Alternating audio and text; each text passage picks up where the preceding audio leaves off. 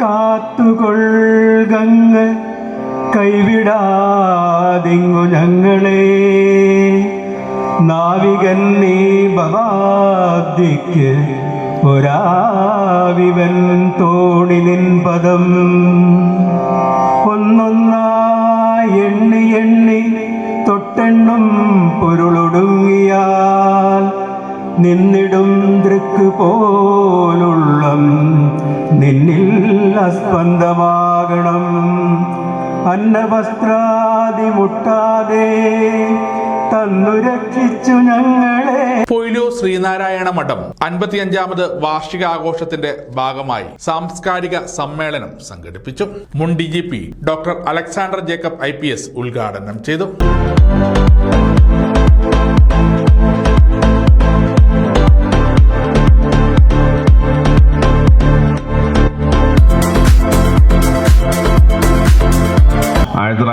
മുതൽ 1915 ആലുവയിലെ സർവമത സമ്മേളനം വരെയുള്ള ഒരു ഭാഗം 3-ാം ഭാഗമാണ്. 1914 തൊട്ട് 1928 വരെയുള്ള അദ്ദേഹത്തിൻ്റെ മഹാസമാധി വരെയുള്ള 14 വർഷം ജീവിതത്തിൻ്റെ 4-ാം ഭാഗമാണ്. ഈ ഓരോ ഭാഗത്തെയും വളരെ ലഘുവായിട്ടാണെങ്കിലും നമ്മൾ കൃത്യമായി മനസ്സിലാക്കണം. അദ്ദേഹത്തിൻ്റെ ജനനം 1856 അത് ഇന്ത്യയെ ബ്രിട്ടീഷുകാർ ക്ലോക്ക് വൈസായിട്ട് പിടിക്കുന്ന ഒരു പ്രോസസ്സ് തീരുകയാണ്. 1957 തൊട്ട് 1857 100 വർഷം കൊണ്ടാണ് ബ്രിട്ടീഷുകാർ ഇന്ത്യ പിടിക്കുന്നത്. ബ്രിട്ടീഷുകാർ ഇന്ത്യ വരാൻ കാരണം മുഗൾ സാമ്രാജ്യം ഇന്ത്യയെ ലോകത്തിലെ ഏറ്റവും സമ്പൽ സമൃദ്ധമായ ഭൂമിയാക്കി മാറ്റി. ലോകത്തിലെ ആകെ സമ്പത്തിൻ്റെ 4-1 ഇന്ത്യയിലാണ്. അപ്പോൾ 1532 യുട്ടോപ്പിയ എന്ന പുസ്തകം ബ്രിട്ടീഷുകാരുടെ പ്രധാനമന്ത്രി എഴുതുകയാണ്. അപ്പോൾ അദ്ദേഹം ഏറ്റവും ഭംഗിയായി ഭരിക്കപ്പെടുന്ന ഒരു പട്ടണത്തിൻ്റെ പേര് വേണം യുട്ടോപ്പിയയുടെ തലസ്ഥാനമാക്കാൻ. അദ്ദേഹം വാക്ക് തപ്പി നടന്ന അവസാനം യുട്ടോപ്പിയയുടെ തലസ്ഥാനം പേരിട്ടിരിക്കുന്നത് കോഴിക്കോടാണ്, സാമൂതിരിയുടെ തലസ്ഥാനമായ കോഴിക്കോട്. ചടങ്ങിൽ ഗുരുധർമ്മ പ്രചരണ സഭ ജില്ലാ പ്രസിഡന്റ് CK സുനിൽകുമാർ അധ്യക്ഷത വഹിച്ചു. കണ്ണൂർ ജില്ലയിലെ തന്നെ ശ്രീനാരായണ സ്ഥാപനങ്ങളുടെ കൂട്ടത്തിൽ ഏറ്റവും ശ്രദ്ധേയമായ തലയെടുപ്പോടുകൂടി സാംസ്കാരിക പരിപാടികളും അനുബന്ധ പരിപാടികളും നടത്തിവരുന്ന ഒരു മഠമാണ് പൊയിലൂർ ശ്രീനാരായണ മഠം. നേരത്തെ സ്വാഗത ഭാഷകൻ സൂചിപ്പിച്ചതുപോലെ ഇതിൻ്റെ വിവിധ ഘട്ടങ്ങളിൽ ഇതിൻ്റെ ഭാഗമാകാൻ സാധിച്ചു എന്നുള്ളത് കൊണ്ട് ഇതിൻ്റെ ഓരോ പ്രവർത്തനങ്ങളും നേരിട്ട് നമുക്കറിയാം. ഞാൻ ഇന്നലത്തെ പരിപാടിയിലും നിങ്ങളുടെ കൂടെ സദസ്സിലുണ്ടായിരുന്നു. ആ ഒരു ജനസഞ്ചയം,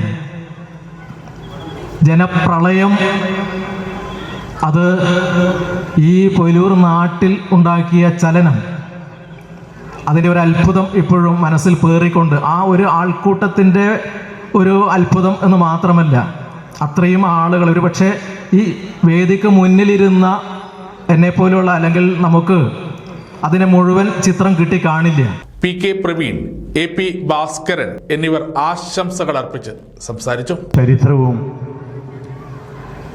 ഈ രാജ്യത്തും ഈ സംസ്ഥാനത്തും നടന്ന അനാചാരങ്ങൾക്കെതിരെയുള്ള പ്രവർത്തനത്തിൻ്റെ ഭാഗങ്ങളെക്കുറിച്ചും രാമായണത്തെക്കുറിച്ചും വ്യക്തമായി പ്രഭാഷണത്തിലൂടെ നമ്മളിലെത്തിക്കാൻ അലക്സാണ്ടർ സാറിന് സാധിച്ചിട്ടുണ്ട്.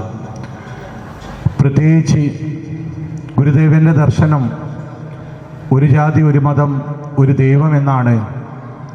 അന്ന് അനുയോജ്യമായി തന്നെയാണ് ഒരു സാംസ്കാരിക സമ്മേളനത്തിൻ്റെ ഉദ്ഘാടനത്തിന് ശ്രീ അലക്സാണ്ടർ ജേക്കബിനെ തന്നെ തിരഞ്ഞെടുത്തത്.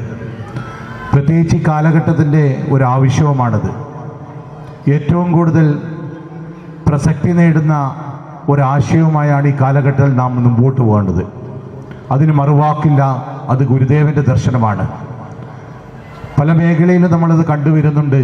പക്ഷെ നമ്മൾക്ക് വേണ്ടത് ഈ ഗുരുദേവൻ്റെ ദർശനം, ഒരു ജാതി, ഒരു മതം, ഒരു ദൈവം, വിദ്യ കൊണ്ട് പ്രബുദ്ധരാകുക, ഈ അനാചാരങ്ങളെ മാറ്റിയാണ് ഗുരുദേവൻ മുമ്പോട്ട് വന്നത്. ചടങ്ങിന് മഠം ഭരണസമിതി ട്രഷറർ TP അശോകൻ സ്വാഗതവും finance committee chairman Vinod Kumar T നന്ദിയും പറഞ്ഞു.